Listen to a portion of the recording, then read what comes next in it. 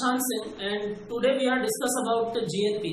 हमारे last video में हमने जीडीपी की बात की थी। हमने डिफरेंट टाइप के जीडीपी का कैलकुलेशन देखा था कि कैसे रियल जीडीपी का कैलकुलेशन होता है, नॉमिनल जीडीपी क्या होती है, फैक्टर कॉस्ट बेस्ड जीडीपी क्या होती है, हमने उसकी बात की। आज का जो हमारा वीडियो है वो जीएनपी से रिलेटेड है। आज का जो हमारा वीडियो है वो ग्रॉस नेशनल प्रोडक्ट से रिलेटेड। आज हमको ये चीजें क्लियर हो जाएंगी कि किस हिस्से को हम अपने जीडीपी के साथ में ऐड करते हैं और किस हिस्से को हम अपने जीडीपी से माइनस करते हैं और जीएनपी कैलकुलेट करते हैं। तो जिन लोगों ने पिछला वीडियो नहीं देखा है, जिन लोगों ने नेशनल इनकम से रिलेटेड पिछले 2 पार्ट नहीं देखे हैं, तो पहले आप वो पार्ट देखें।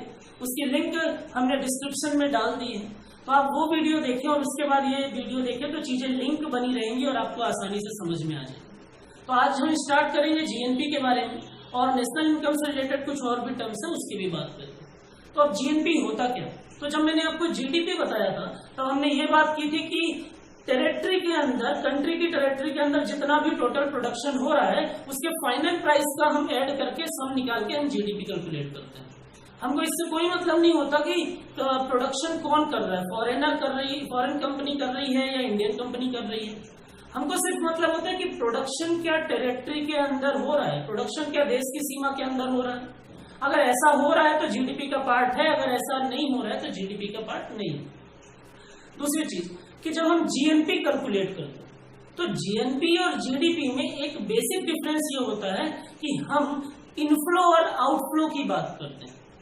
अब क्या इनफ्लो क्या आउटफ्लो, तो आप इस एग्जांपल से समझ लीजिए। अब आपको ये चीजें पता होंगी कि कुछ इंडियन कंपनी है जो इंडिया के बाहर भी काम कर रही है, कुछ फॉरेन कंपनी है जो इंडिया में आकर भी काम कर रही है, प्रोडक्शन कर रही है। तो हम मान लेते हैं कि टेक महिंद्रा, हम मान लेते हैं कि टेक महिंद्रा इंडियन कंपनी।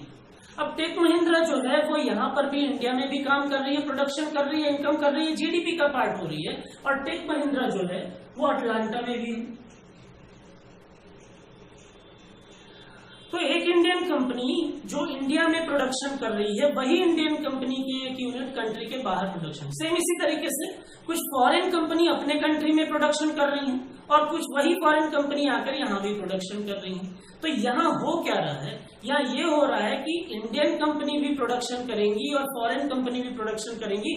तो जितना हिस्सा हमारे कंट्री की टेरिटरी के अंदर होगा उसको तो हम जीडीपी में पहले ही ऐड कर सके। लेकिन अब ऐसा होता है कि हमारी कंट्री में जो फॉरेन कंपनी काम कर रही है, जो फॉरेनर काम कर रहे हैं, जब उनको इनकम होगी, उनको प्रॉफिट होगा, तो प्रोबेबिलिटी है कि वो अपने इनकम का, अपने प्रॉफिट का एक हिस्सा अपने कंट्री में वापस भेज। तो अगर वो कंट्री में पैसा वापस भेजते हैं, हमारे कंट्री से पैसा बाहर जाता है, तो उसको हम बोलते हैं आउटफ्लो, उसको हम बोलते हैं आउटफ्लो। तो जितना टोटल पैसा बाहर जा रहा है उसको हम बोलते हैं नेट आउटफ्लो, निवल निर्गमन। और दूसरी तरह चीज की जो इंडियन कंपनी इंडिया के बाहर काम कर रही है और जो एनआरआई इंडिया के बाहर काम कर रहे हैं वो भी तो अपनी इनकम का एक हिस्सा कंट्री के अंदर वापस भेजेंगे। तो वो जितना पैसा कंट्री के अंदर वापस भेजते हैं उसको हम बोलते हैं नेट इनफ्लो। तो यहाँ पर क्या हो रहा है, यहाँ पर जब हम जीडीपी से जीएनपी कैलकुलेट करते हैं तो उस टाइम ड्यूरेशन में हम क्या देखते हैं कि नेट इनफ्लो कितना है, नेट आउटफ्लो कितना है। बात समझ में आ रही है? तो यहाँ पर आप देखिए कि जैसे मान लीजिए कि टेक महिंद्रा जो है वो इंडिया में भी काम कर रही है, टेक महिंद्रा जो है वो अटलांटा में भी काम कर रही है। तो इंडिया में जितनी भी टेक महिंद्रा से प्रोडक्शन हो रहा है, जो कुछ भी हो रहा है, वो तो जीडीपी में ऐड होगी। हम मान लेते हैं कि एमआई भी यहाँ पर काम कर रही है। तो जितनी भी फॉरेन कंपनी, जितनी भी इंडियन कंपनी टेरिटरी के अंदर प्रोडक्शन करेगी उनका क्या हो जाएगा, इंडिया की जीडीपी का वो पार्ट हो जाएगा। दूसरी चीज कि जैसे मान लीजिए कि जो कंपनी इंडिया की और इंडिया के बाहर काम कर रही है तो वो उस कंट्री के जीडीपी का पार्ट हो रहा है। यहाँ तक तो आपको पिछले वीडियो में चीजें क्लियर हो गई। तो अब मैं ये बोल रहा हूँ कि कुछ हिस्सा जो इंडियन कंपनी इंडिया से बाहर काम कर रही है वो इंडिया में अपने इनकम का एक हिस्सा वापस भेज रही है, तो उसको हम क्या बोलते हैं, नेट इनफ्लो। और कुछ हिस्सा जो इंडियन कंपनी, जो फॉरेन कंपनी इंडिया से बाहर काम कर रही है वो अपनी इनकम का एक हिस्सा बाहर भेज रही है, उसको हम बोलते हैं नेट आउटफ्लो। बस समझ में आ रही है? तो कहने की बात यह है कि जितना हिस्सा बाहर जाएगा, जितना पैसा बाहर जाएगा वो कहलाएगा आउटफ्लो और जितना पैसा कंट्री के अंदर आएगा वो कहलाएगा इनफ्लो। तो जब भी हम जीएनपी का कैलकुलेशन करते हैं तो हम इनफ्लो और आउटफ्लो भी देखते हैं। जीडीपी का कैलकुलेशन करते हैं तो सिर्फ टेरिटरी देखते हैं। अब देखिए है क्या, तो इसका सीधा सा मतलब है कि जितना पैसा कंट्री के अंदर आ रहा है उसको हम क्या कर देंगे, ऐड कर लेंगे, और जितना पैसा कंट्री के बाहर जा रहा है उसको हम क्या कर देंगे, माइनस कर देंगे। तो मैंने आपको पिछले वीडियो में ये बताया था कि जब भी आपको किसी भी चीज का नेशनल इनकम में कैलकुलेशन करना है, आपको हमेशा नॉमिनल जीडीपी में प्लस माइनस करना है। तो जीएनपी का सिर्फ एक फॉर्मूला होता है जो आपको याद होना चाहिए। तो जीएनपी का मतलब होता है जीडीपी। कौन सी जीडीपी, तो nominal GDP. Nominal GDP plus क्या ऐड करेंगे, जो अंदर आ रहा है, तो हम बोल दिए कि नेट इनफ्लो, और क्या माइनस करेंगे, जो बाहर जाता है। तो हम ये बोल रहे हैं कि जितना हिस्सा कंट्री के अंदर आएगा वो ऐड हो जाएगा, जितना हिस्सा कंट्री के बाहर जाएगा वो माइनस हो जाएगा, और हमको क्या मिल जाएगा, हमको मिल जाएगा जीएनपी। हमको क्या मिल जाएगा, हमको मिल जाएगा ग्रॉस नेशनल प्रोडक्ट। अब बात ये आती है कि किसी भी कंट्री का जो जीएनपी होता है वो जीडीपी से हमेशा ज्यादा होगा, कम होगा या इक्वल होगा। तो वो डिपेंड करता है आपके इनफ्लो और आउटफ्लो पर। आपका इनफ्लो कितना है, आपका आउटफ्लो कितना है, वो बताएगा कि आपकी जीडीपी ज्यादा होगी या आपके जीएनपी ज्यादा होगी। फॉर एग्जाम्पल कि हम ये मान लेते हैं कि हमारे कंट्री का जो जीडीपी है वो कितना हुआ, 100 रुपीज हुआ। हम ये मान लेते हैं कि कंट्री को 90 रुपीज का क्या हुआ, इनफ्लो हुआ। हम ये मान लेते हैं कि कंट्री को 30 रुपीज का क्या हुआ, आउटफ्लो हुआ। तो जितना इनफ्लो हो रहा है और जितना आउटफ्लो हो रहा है उसको प्लस माइनस कर देंगे, तो जो अमाउंट आएगा 190, 160, तो जो अमाउंट आएगा वो क्या कहलाएगा, हमारा जीएनपी। तो हमने देखा जीडीपी जो थी वो 100 रुपीज की थी, जीएनपी जो हुआ वो 160 का हुआ। तो यहां पर क्या हुआ, जीएनपी जो था वो जीडीपी से ज्यादा होगा। कब ऐसा होगा, ये तब होगा जब inflow is greater than outflow. जब हमारे कंट्री का इनफ्लो जो है वो आउटफ्लो से ज्यादा रहेगा, तो उस कंडीशन में हमेशा कंट्री की जो जीएनपी होगी वो जीडीपी से ज्यादा ही रहेगी। ये फर्स्ट केस हो गया। अब मान लीजिए कि मैं ये बोल रहा हूं कि 100 रुपीज की हमारी जीडीपी थी, 90 रुपीज या 50 रुपीज का हमारा क्या हुआ, इनफ्लो हुआ, और 40 रुपीज का 60 रुपीज का हमारा क्या हुआ, आउटफ्लो हो गया। हमारे इस कंट्री से पैसा 60 रुपए गया और कंट्री के अंदर पैसा आया कितना, 50 रुपए। तो हम यहां पर क्या बोल देंगे, हम यहां पर बोल देंगे कि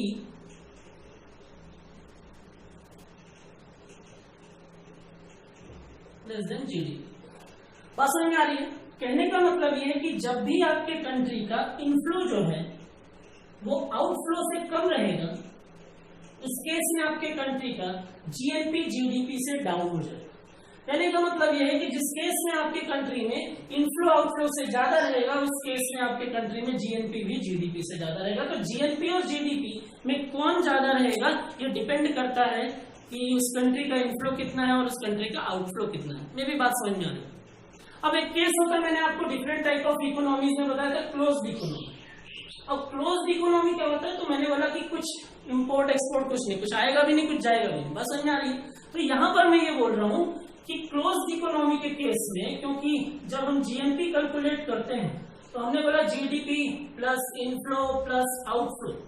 अब चूंकि क्लोज्ड इकोनॉमी है तो इनफ्लो नहीं आउटफ्लो नहीं, तो उस केस में क्या होता है, उस केस में ये होता है कि क्लोज्ड इकोनॉमी में जीएनपी और जीडीपी दोनों इक्वल रहते हैं। समझ में आ रही है? तो क्लोज्ड इकोनॉमी के केस में जीडीपी और जीएनपी दोनों क्या रहते हैं, इक्वल रहते हैं। तो ये होता है हमारा ग्रॉस नेशनल प्रोडक्ट। और ग्रॉस नेशनल प्रोडक्ट जो है उसमें अलग अलग 3 कंडीशन होती है। समझ में आ रही है? तो ये तीनों कंडीशन है जो आपको समझना जरूरी है, और ये जीडीपी से इस प्रकार से अलग होता है। क्लियर है? हमारा अगला जो टॉपिक है वो है, आपने जीडीपी देख लिया, जीएनपी देख लिया, बात करते पर कैपिटा इनकम क्या होती है।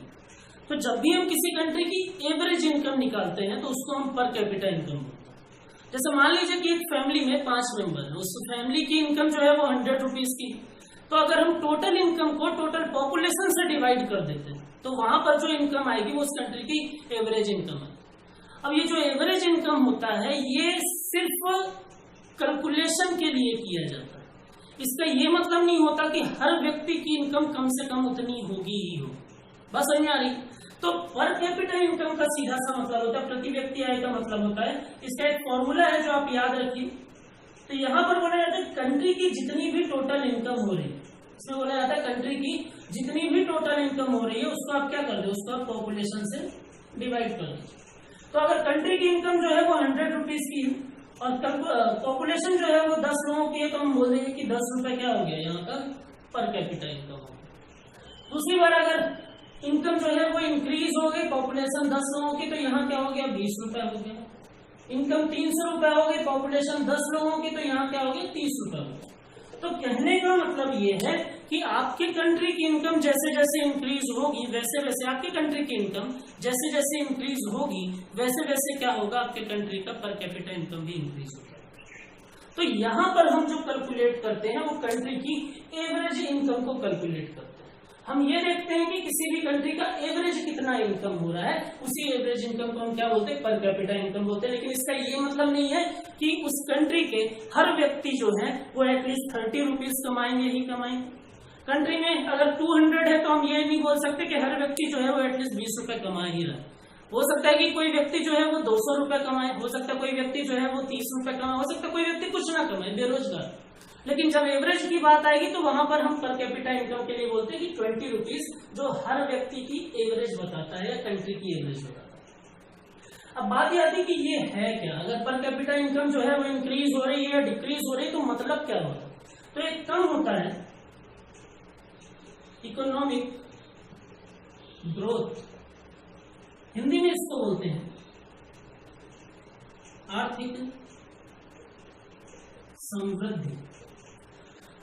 तो आर्थिक समृद्धि जो है वो किसी भी कंट्री का क्वांटिटेटिव मेजरमेंट होता है या मात्रात्मक तरीके से हम किसी भी कंट्री का ये निकाल सकते हैं कि चीजें बढ़ रही हैं या डाउन हो रही हैं, तो इससे पता चल पाता है कि ग्रोथ कैसी चल रही है। तो जैसे मान लीजिए कि एक कंट्री का जो पर कैपिटा इनकम था वो 10 रुपए था, उसके बाद कुछ टाइम के बाद एक कंट्री का जो पर कैपिटा इनकम हुआ वो 20 रुपए हो गया, कुछ टाइम के बाद एक कंट्री का जो पर कैपिटा इनकम हुआ वो 30 रुपीज हो गया। तो जैसे जैसे किसी भी कंट्री का पर कैपिटा इनकम इंक्रीज होता है हम ये बोलते हैं कि उस कंट्री में इकोनॉमिक ग्रोथ हो रहा है। तो जैसे जैसे किसी भी कंट्री में पर कैपिटा इनकम में इंक्रीमेंट होगा तो हम ये बोलेंगे कि उस कंट्री में क्या हो रहा है, आर्थिक समृद्धि हो रही है या इकोनॉमिक ग्रोथ हो रहा है। बस समझ में आ रही है। तो आपको बस इतना याद रखना, इकोनॉमिक ग्रोथ और इकोनॉमिक डेवलपमेंट के टॉपिक को मैं आपको अलग से भी पढ़ाऊंगा। तो यहाँ पर आप सिर्फ इतना समझ लीजिए कि अगर किसी कंट्री में पर कैपिटा इनकम इंक्रीज होता है तो उस कंट्री में इकोनॉमिक ग्रोथ जो है वो हो रहा है। अगर किसी कंट्री में पर कैपिटा इनकम डिक्रीज हो रहा है तो इकोनॉमिक ग्रोथ वहां पर प्रेजेंट नहीं है। बस आपको इतनी ही चीजें याद रखनी। क्लियर है। हमारा अगला जो टर्म है वो है ग्रीन जीडीपी। ग्रीन जीडीपी की अगर बात करें तो ग्रीन जीडीपी का हम कैलकुलेशन करते हैं ये देखने के लिए कि हमने कितना इन्वायरमेंट को लॉस पहुंचाया। अब जैसे मान लीजिए कि हमारी जीडीपी जो है वो कैलकुलेट हो गई। अब किसी भी कंट्री की जीडीपी बढ़ेगी कभी, ये आपको समझ में आ गया है कि कंट्री का प्रोडक्शन बढ़ेगा तो कंट्री की जीडीपी बढ़ेगी। अब लगातार अलग अलग देश जो है वो अपने कंट्री के प्रोडक्शन को बढ़ाने के लिए लगातार कोशिश कैसे कर रहे हैं, तो वो इंडस्ट्री स्टैब्लिश कर रहे हैं, बाकी तरीके से ऐसी चीजें कर रहे हैं जिससे प्रोडक्शन जो है वो इंप्रूव हो सके। अब प्रोडक्शन इंक्रीज करने के लिए आपको क्या चाहिए, आपको इंडस्ट्री स्टैब्लिशमेंट करने के लिए आपको लैंड की रिक्वायरमेंट पड़ेगी। अब इतनी ज्यादा लैंड तो है नहीं हर जगह पे, तो हमने क्या करना चालू किया, हमने डिफॉरेस्टिंग करना चालू किया, हमने पेड़ों की कटाई करना चालू किया। अब हमने डिफॉरेस्टिंग किया, लैंड स्टैब्लिश कर लिया, उस लैंड से वाटर पॉल्यूशन हुआ, एयर पॉल्यूशन हुआ, अलग अलग तरीके से सॉइल पॉल्यूशन हुए और भी अलग अलग तरीके से हमने इन्वायरमेंट को लॉस पहुंचा। तो जब हम प्रोडक्शन के टाइम ड्यूरेशन में इन्वायरमेंट को लॉस पहुंचाते हैं तो जितना एक फाइनेंशियल ईयर में हमने इन्वायरमेंट को लॉस पहुंचाया है उतने अमाउंट को हम क्या कर देते हैं, उतने अमाउंट को हम मॉनेटरी वैल्यू डिसाइड कर लेते हैं। हम ये देखते हैं कि हमने 50 रुपए के बराबर क्या किया है, डिफॉरेस्टिंग कर दिया। हमने ये बोला कि हमने क्या किया, एयर पॉल्यूशन किया, वाटर पॉल्यूशन किया, तो हमने बोला कि टोटल हमने कितना किया, 50 रुपए के बराबर हमने क्या किया है, इन्वायरमेंट को लॉस पहुंचाया। अब हमारे कंट्री की जीडीपी मान लेते हैं कि हमने कैलकुलेट की थी 100 रुपीज की, इसमें सारा कुछ ऐड है जो आपने इन्वायरमेंट को लॉस पहुंचाया है, जो नहीं पहुंचाया, टोटल जो आपका प्रोडक्शन हुआ उस पर जीडीपी कैलकुलेट हुई थी 100 रुपीज। अब जब हम उस जीडीपी में से ऐसे मॉनेटरी वैल्यू को माइनस करते हैं जो इन्वायरमेंटल लॉस से रिलेटेड होता है, तो रिमेनिंग अमाउंट जो आता है उसको हम क्या बोलते हैं, उतने अमाउंट को हम बोल देते हैं कि ये ग्रीन जीडीपी। बात समझ में आ रही है? तो उतने अमाउंट को हम क्या बोल देते हैं कि ग्रीन जीडीपी। तो इसका सीधा सा फॉर्मूला होता है कि ग्रीन जीडीपी जब भी कैलकुलेट करनी हो तो हम नॉमिनल जीडीपी में से मॉनेटरी वैल्यू ऑफ